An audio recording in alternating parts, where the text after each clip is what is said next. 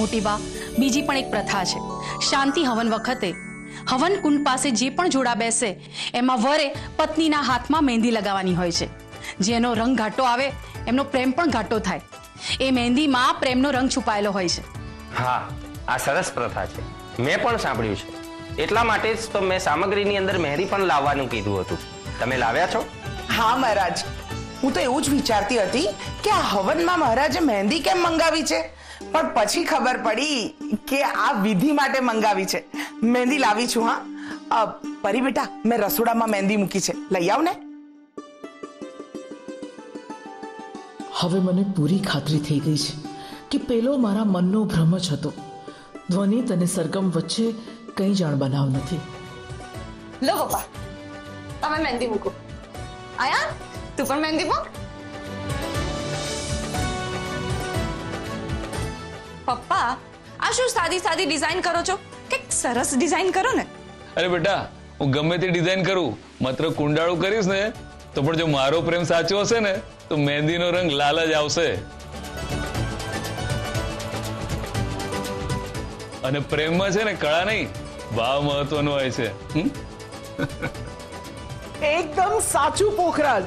જો પ્રેમ હોય ને તો ઘાટો રંગ આવે જ.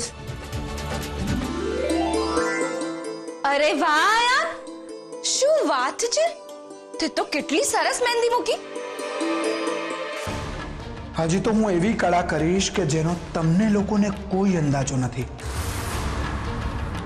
હા આયાન, બહુ જ સરસ મહેંદી મૂકી છે તમે.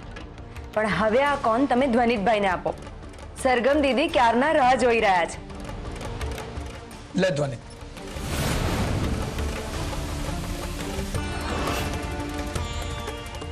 આયાન, મને મહેંદી મૂકતા આવડતી નથી અને આમ પણ બધી પ્રોસિજર પતી ગઈ છે. પોખરાજ અંકલે બધી પ્રથા પૂરી કરી દીધી છે, તો અને હવન પણ પતી ગયો છે, તો આપણે... ના ના ના ધ્વનિત, આ પ્રથા તો પૂરી કરવી પડે. અરે પરંપરા થોડી તોડવાની હોય. લે લે ધ્વનિત.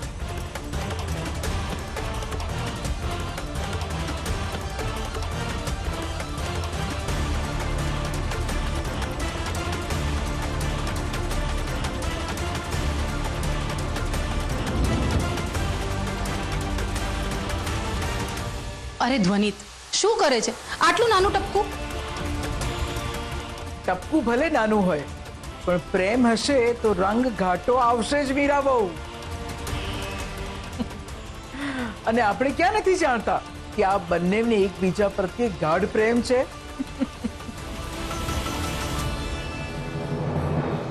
ચાલો, હવે અહીંયા બધી જ પ્રથાઓ અને વિધિ સંપન્ન થઈ છે.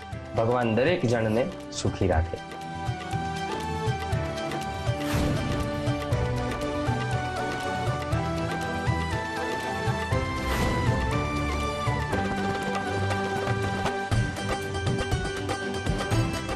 ખૂબ સુખી થાઓ બેટા.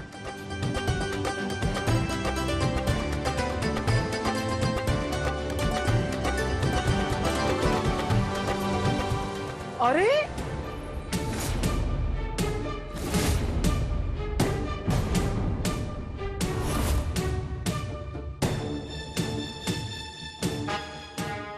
ગાંઠ બાંધેલી છે બેટા, સાથે જ ચાલવું પડશે.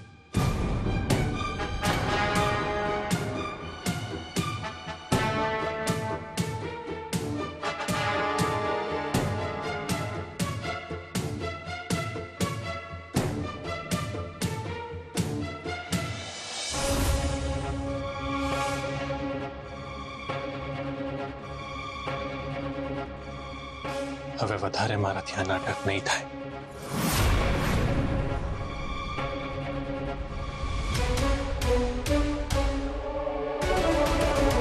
તે હજી આ મહેંદી તારા હાથમાં રહેવા દીધી છે. એ તો આપણા બંને વચ્ચે હવે કંઈ જ નથી રહ્યું. તને ખબર નથી?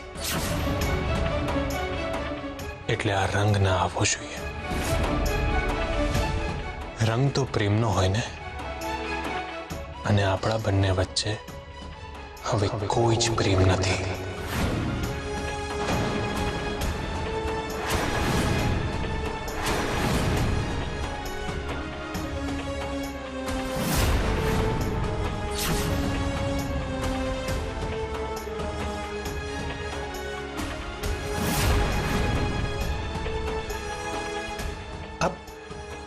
આ રંગ કેવી રીતે આવી ગયો? આપણા બંને વચ્ચે તો કોઈ જ રંગ નથી ને, તો આ રંગ કાઢવો પડશે.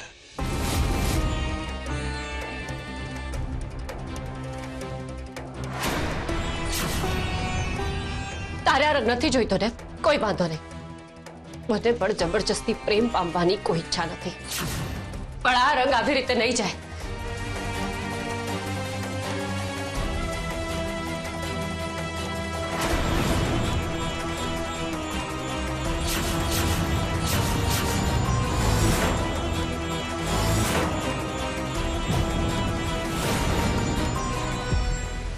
સરગમ,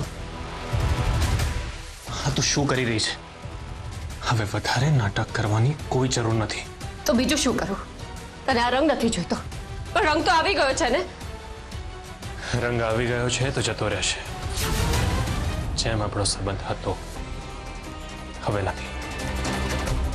આપણો સંબંધ પૂરો થઈ ગયો છે, અને જે પૂરું થઈ ગયું છે એને વળગી રહેવાનો કોઈ ફાયદો નથી.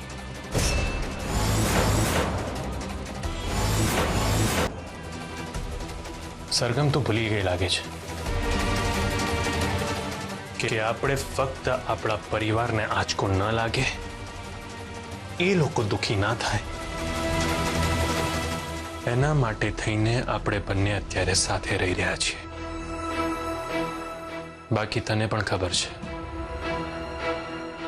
કે આ વધારે સમય ચાલવાનું નથી. બસ થોડો સમય.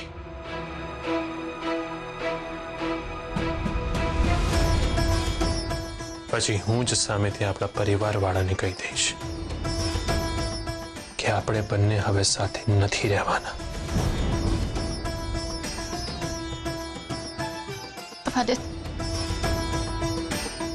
અને આ બંધન જોડાયેલો ના રહે,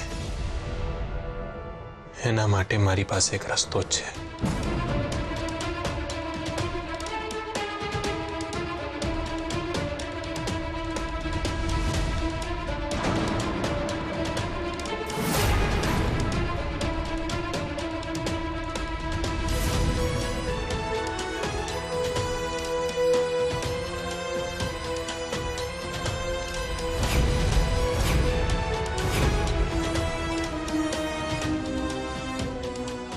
હે ભગવાન, જેનો મને ડર હતો એ જ થઈ રહ્યું છે.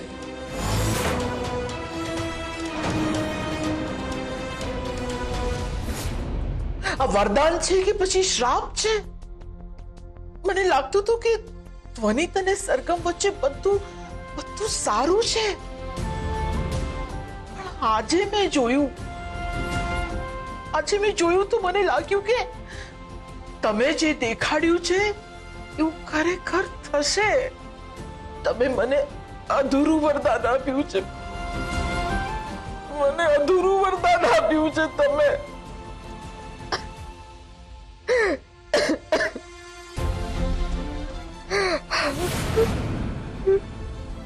તારે જાણવું હતું કે ભવિષ્યમાં શું થાય છે, અને તારે ઉખાડા નહોતા જોતા. એટલે જે થવાનું છે મેં તને પહેલાથી જ દેખાડી દીધું. પણ એનો શું અર્થ છે ભગવાન? ના તો હું એને રોકી શકું છું કે ના તો હું એને બદલી શકું છું. જો મારી શ્રદ્ધામાં ખોટ ના હોય તો કોઈ એવી શક્તિ આપો કે જે થવાનું છે એને હું રોકી શકું, હું બદલી શકું એને. બસ આટલું માંગુ છું તમારી પાસે. આનાથી વધારે બીજું કઈ નથી જોઈતું મારે. તારે ભવિષ્યને બદલવું છે ને? તો હું તને એક તક આપીશ. એકવાર તારામાં એવી શક્તિ આવશે કે તું ભવિષ્યમાં જે થઈ રહ્યું છે કે થવાનું છે એને તું બદલી શકીશ. ખરેખર? હા, ખરેખર. તે એ તો જોઈ લીધું કે સરગમ ધ્વનિત પાસે છૂટાછેડાની માંગણી કરે છે. હવે બીજી ભવિષ્યવાણી સાંભળ. 3 દિવસની અંદર લજ્જાનું મૃત્યુ થવાનું છે.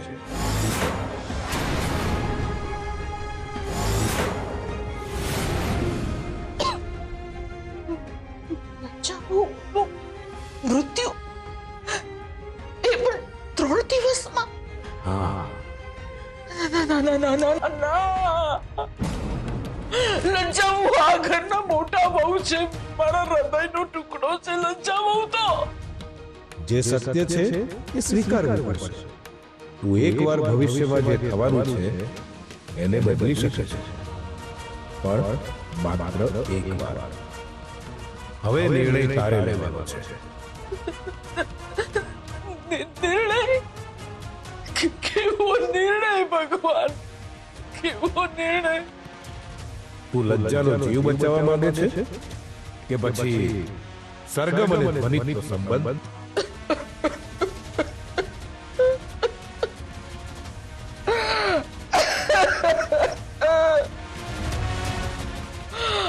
આ કેવી કસોટીમાં મૂકી દીધી છે મને તમે? કેવી કસોટી છે આ તમારી? મારા લજ્જા બહુ આ ઘરના મોટા બહુ છે, એમનો જીવ તો મારે બચાવવો જ પડશે, બચાવવો જ પડશે એમનો જીવ તો. મારી 45 વર્ષની તપસ્યા છે આ.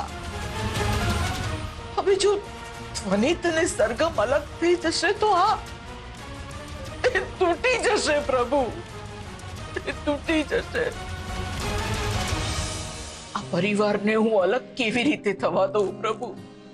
સરગમ પણ મારી નાની બહુ છે, મારા હૃદયનો ટુકડો છે, પણ શું કરું? કોને બચાવું? એક બાજુ લજ્જા બહુનો જીવ જોખમમાં છે અને બીજી બાજુ પ્રેમ. આ તો સૌથી મુશ્કેલ પસંદગી છે પ્રભુ. મને થોડો સમય આપો. 3 દિવસનો સમય છે તારી પાસે. પણ પ્રભુ,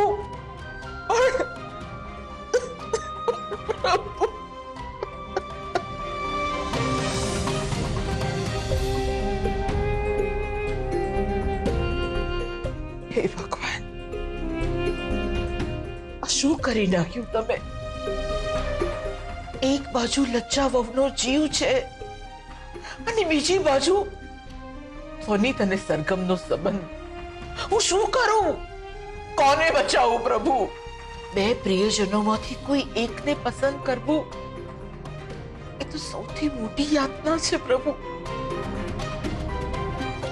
કેવી રીતે પાર પાડીશ અને હું કેવી રીતે પાર પાડીશ?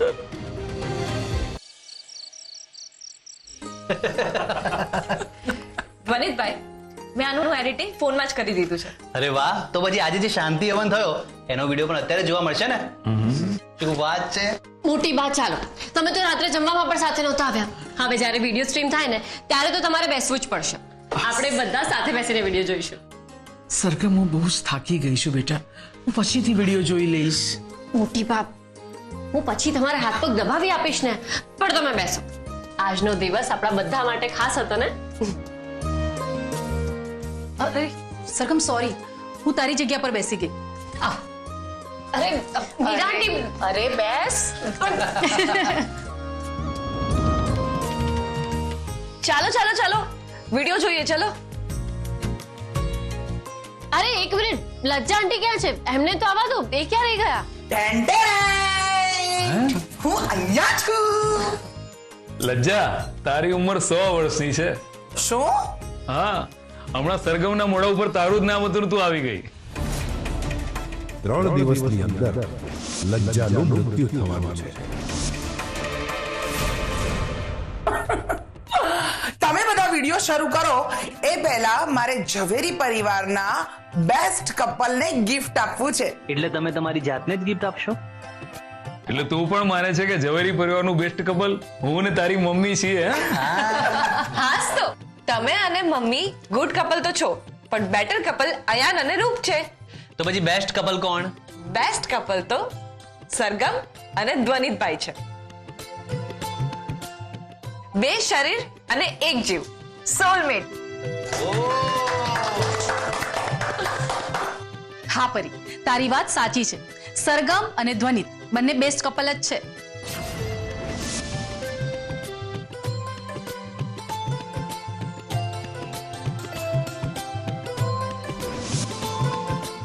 અરે મમ્મી, હું શું કહું છું કે તું જે ગિફ્ટ લાવી છે એ તો બતાવ.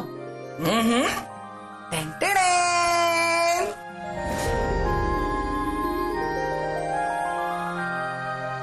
આ છે અમર ફૂલ.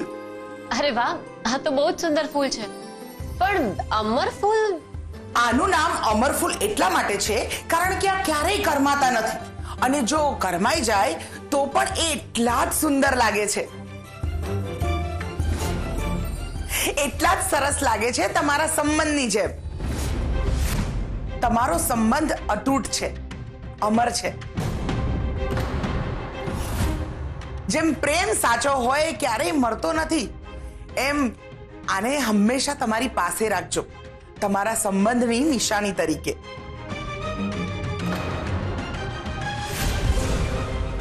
લો, મારા તરફથી આ ગિફ્ટ. તમે ચિરાગને અનેક મુસીબતોમાંથી બચાવ્યો છે, તો એના ઉપકારના બદલામાં હું બીજું તો કંઈ આપી નહીં શકું, પણ મારા તરફથી આ નાનકડી ગિફ્ટ છે. જો મારે પણ તમને ગિફ્ટ આપવું જોઈએ, પણ અત્યારે મમ્મી જે ગિફ્ટ આપી રહી છે ને એક્સેપ્ટ કરી લો, કેમ કે મારી ગિફ્ટ તો પેન્ડિંગ રહી.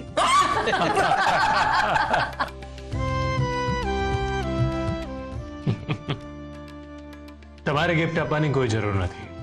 આ મારી ફરજ હતી. અમે જે પણ કંઈ કર્યું અમારા પરિવાર માટે કર્યું. નાના બેટા, તમે બંને જણા સાથે આ ગિફ્ટ લો. ચલો લો.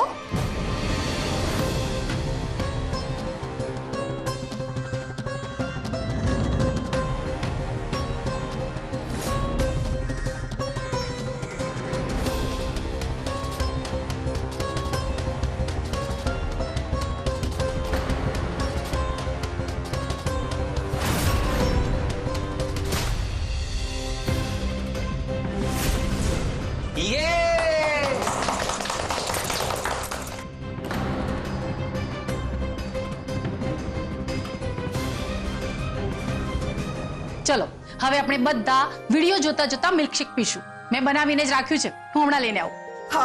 વાહ વાહ વાહ વાહ, મજા આવી જશે. આલો. અરે આ તો ચોકલેટ મિલ્કશેક છે ને? હા, બધાને ભાવે ને એવો જ બનાવ્યો છે.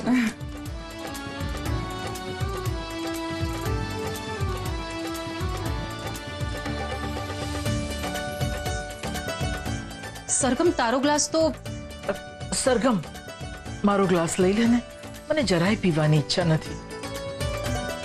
અમે જાણી જોઈને એક ઓછો રાખ્યો છે મોટી બા. શું? હા, તમે બંને જણા એક જ પ્લેટમાંથી ખાવ છો, એક જ ગ્લાસમાંથી પાણી પીવો છો, તો અત્યારે પણ એવું જ કરશો ને, બરોબર ને? હા, બરાબર છે. અરે સરગમ, તું ઊભી કેમ છે? બેસ બેસ બેસ બેસ. હા.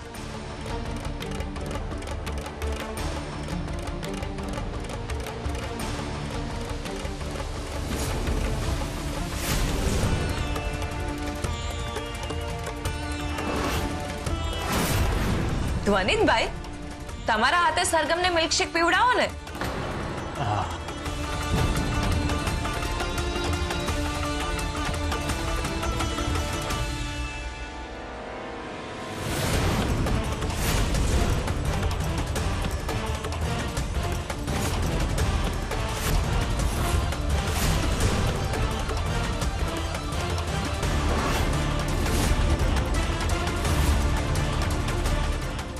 મોટી બા,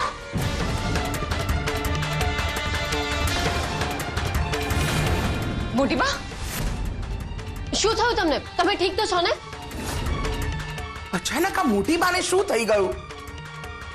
સરગમ, આ જો તો ખરી, તે ધ્વનિતને ધક્કો માર્યો અને એનો શર્ટ બગડી ગયો.